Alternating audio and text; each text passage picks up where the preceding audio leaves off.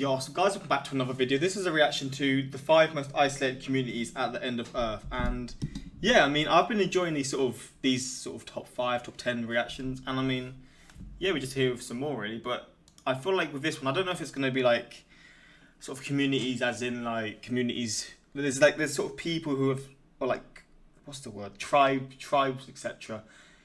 For example, in the Amazon rainforest, where like they've lived there for so long. They don't like sort of outsiders coming in, etc. Or like people who live in there's that island, I can't remember, like off India, I think. And they live there. I assume it's going to be ones like that, but maybe not. Maybe it will just be like sort of isolated communities, like isolated sort of countries or cities. I don't know. I mean, it's probably the same thing that I've mentioned here. But as I'm recording this, I'm trying to post my reaction to the, what's her name? Princess Diana. That's her name, right? About her murder, basically. About not her murder.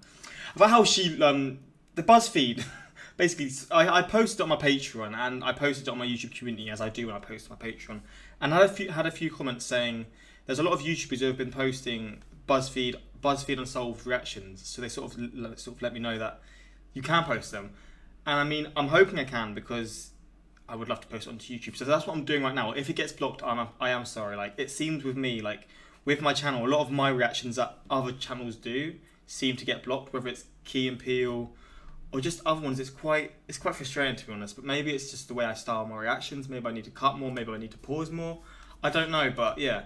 If it doesn't get posted, I am sorry. If it does, then thank you for the people who told me, because I honestly just assumed at this point no BuzzFeed Unsolved videos could be posted, but fingers crossed, but we're going to go into this one. Sorry, I just had to let you know, because I know I had a lot of comments saying that, basically. But yeah, shout out to my Instagram, my Twitter, links in the description for those interested.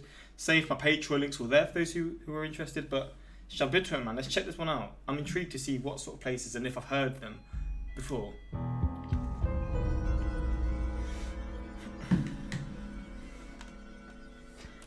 Want to see more cool videos on our channel? We do, so press this bell and enable to send notifications.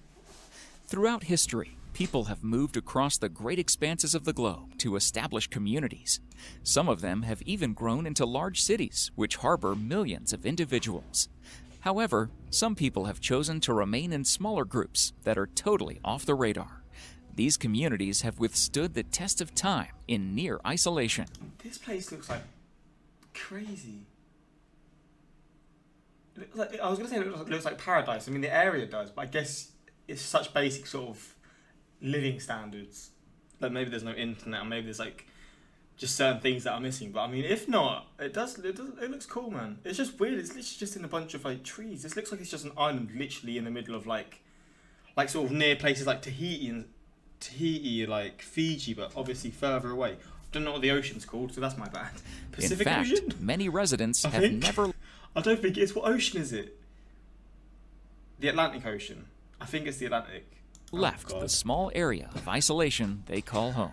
What is the ocean called? Oceans in the world. God damn. So it is the Pacific. Wait, yeah, the Pacific. That was a stinker from me, man. That was an absolute howler from me. I apologize Number 5, for having to let you Palmerston Island. About 3,200 kilometers. Like this. This is exactly what I'm sort of saying. An island like here is just... I don't know. I mean, I can't say I respect people, because people, wherever they're born, they're going to live, right? And like, you feel comfortable. But personally, I don't know how someone could live here. Again, I'm speaking from someone who doesn't live there, so it's a lot easier to say. But it's just in the middle of nowhere. The resources and stuff just going to be so much less. The prices of foods are going to be so much more. I mean, maybe they don't get imports and stuff. I mean, I assume they will, but maybe they don't. We'll see. 1,000 miles northeast of New Zealand sits the tiny island of Palmerston. Occupied by a mere 62 people who are all from the same bloodline, Palmerston is one of the most... That's very weird. Same bloodline. Do they, you know... isolated communities on the planet. Discovery of Palmerston Island is credited to Captain James Cook in 1774. The 62 inhabitants of the island can be traced back to just one person, William Marsters. As the first permanent inhabitant of the island, he took up residency there in 1863 with his Polynesian wife and her 2 cousins.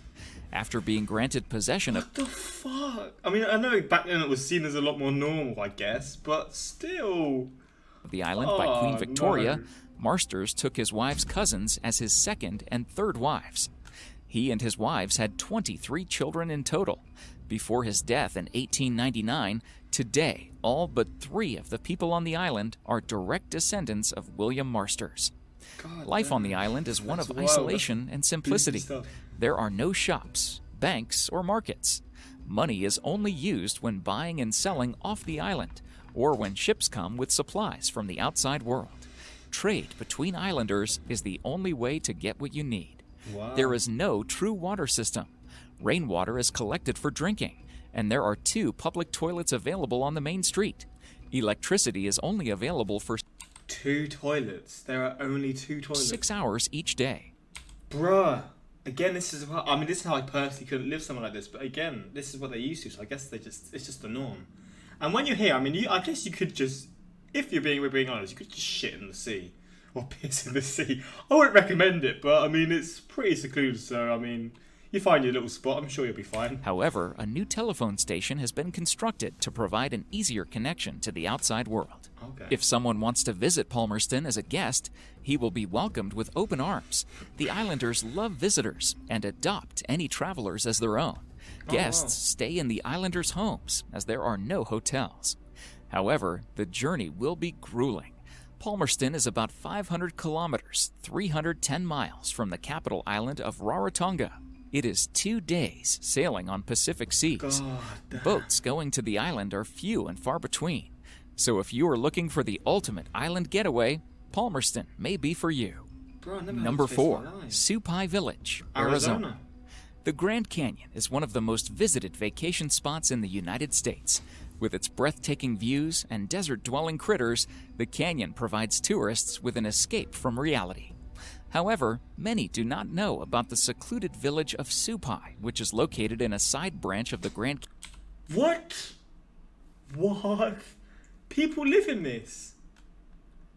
Yo, what the hell? I've never heard of this in my life. I thought the Grand Canyon, it was like you weren't allowed to live. There was no people allowed to live here. I mean, I'm really intrigued to see this. And this is number 4. What other ones are there going to be Canyon, here? known as Havasu Canyon.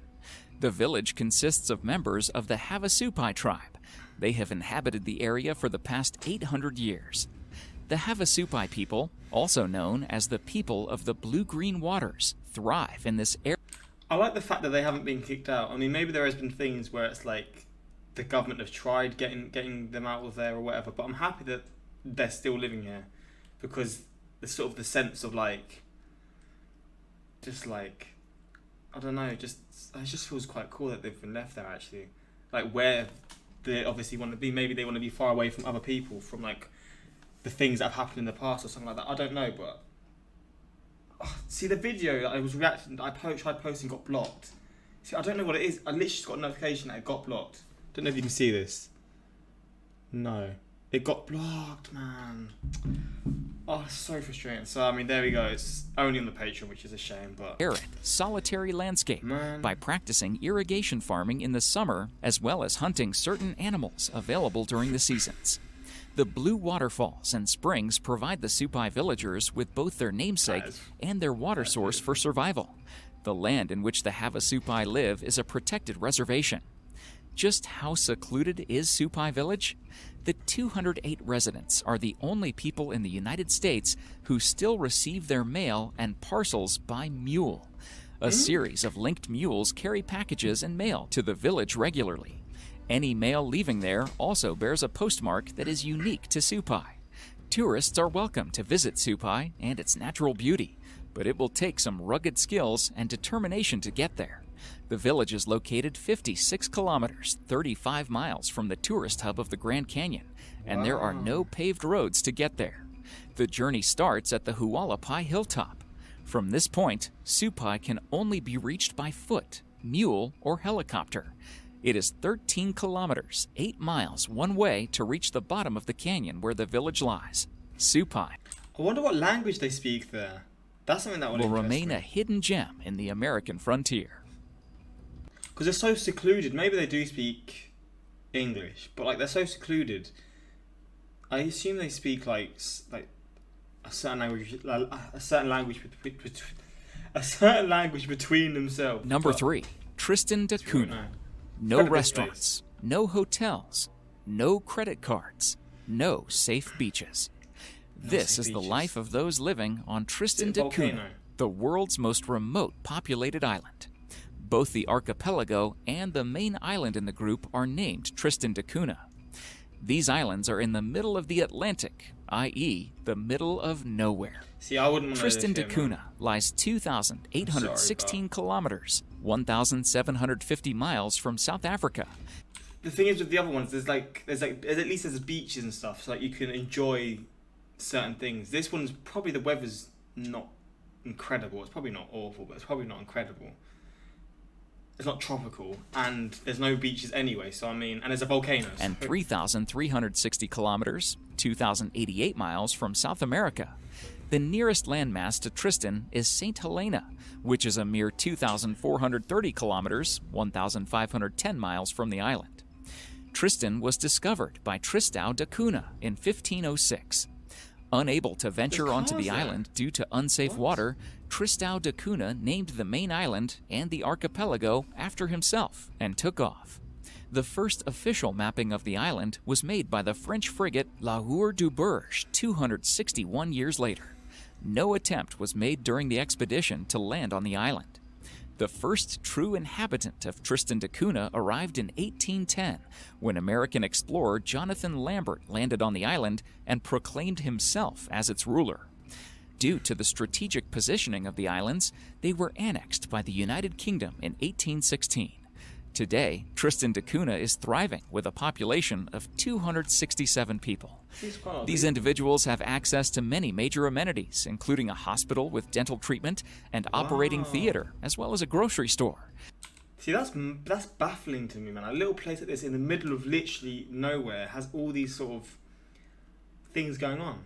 So I guess there's an actual sort of system where people work and like pay for things as we do here, kind of thing.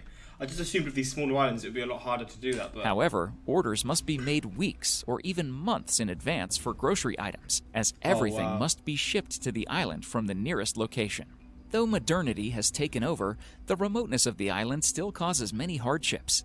Traditional electricity is not available anywhere on the island. Instead, diesel generators are centrally located between cottages in the only town, Edinburgh of the Seven Seas. Edinburgh. Tristan de Cunha seems like an introvert's paradise without any worries or anxieties. However, if this seems like a great place to settle down, be warned that the island is volcanic. Edinburgh of the Seven Seas sits at the base of a volcano that last erupted in the 1960s. So if you love remoteness... Wait, have I learned about this? They got evacuated, didn't they Wait, I swear I heard about this. It was the 1960s and they had to be evacuated, but obviously because everything's so far, it was obviously hard to evacuate. What would you do in that situation? You literally are just sitting ducks. I feel like I've learned about it, but maybe not. Maybe I should do a reaction to that, because I feel like that would be a really interesting one. Cows and the threat of volcanoes, Tristan de Cunha may be the right home for you. Number 2, Utkvik, Alaska. Okay. Utkvik. Yeah, this is going to be very, very secluded. Is the northernmost city in America and the 9th most northern city in the world. Formerly known as Barrow in Alaska, this town lies this is Barrow. Oh, because they changed the name, didn't they? But they didn't change it I thought it was quite recent that they changed it. When was this video made? 2 years ago, so maybe they changed it quite long ago. Above the Arctic Circle and is a very remote and cold town. Although the weather is extreme, archaeological evidence indicates that people have been thriving in the Utkvik region from as early as AD 500. The headland was explored in 1826 by Frederick Beechey and named for Sir John Barrow, the prominent British promoter of Arctic explorations. The native Inupiat tribe call the area Utkvik, or place where owls are hunted. So, just how cold is Utkvik? The city is built upon a layer of permafrost that is up to 400 meters, 1,300 feet deep in places. The warm season in Utkvik lasts a mere 3.3 months, with average high temperatures measuring 2 degrees Celsius, 36 degrees Fahrenheit. Average high temperature. The cold season lasts 4.4 months, and the average high temperature is minus 16 degrees Celsius, 3 degrees Fahrenheit. Along with the extreme temperatures, the people of Utkvik also deal with polar night.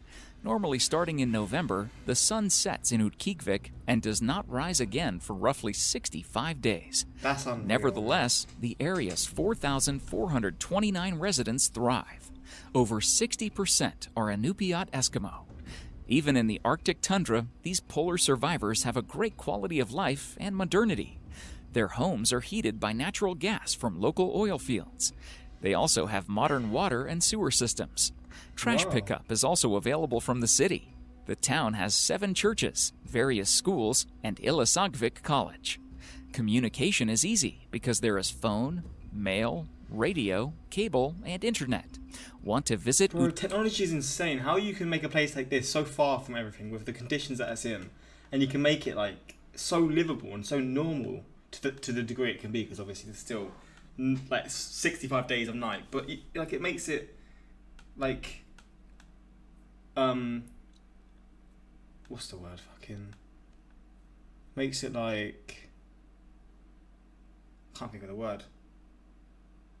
Modern, like, I don't know, that's not the word. Like modern, sort of how it is now. Because obviously some places, when they're so secluded or whatever, won't have some of the things that everywhere else seems to have. But obviously they've managed to do it here, and obviously it's probably because it's part of the US. And like, again, got the money to do it. It's got the technology, etc. So that is interesting. Utkvik, you can take advantage of hotels, restaurants, a dry cleaner, a bank, and a fur shop.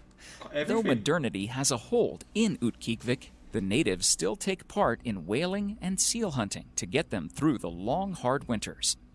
However, you can only get to this remote location by plane, and it doesn't come cheap. So if you're interested in extreme cold, remote solitude, and perpetual night, Utkvik might just be the best place for you. Number 1. La Rinconada, Peru. High in the Peruvian Andes, 64 kilometers, 40 miles north of Lake Titicaca, lies the town of La Rinconada, Peru. What makes this town Look at all these wires. So already I'm assuming there is like, electricity and so stuff. special? It is the highest human habitation in the world. Wow. What the hell? There's so many places.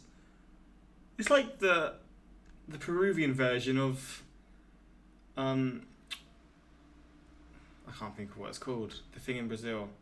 Why can't I think of what it's called? I know what it's called. I literally I've looked into videos of it before. I can't think of what it's called. La Rinconada was built at a height of in Rio, the houses in the mountains. over 4,900 Obviously not nowhere near as high as this, but still, like that's what I'm reminded. meters, 16,000 feet, lying at the top of Mount That is Ananea. crazy. It's like there's a little spot here, there's a little spot here, there's a little spot. Sorry, I'm pointing. There's a little spot here, there.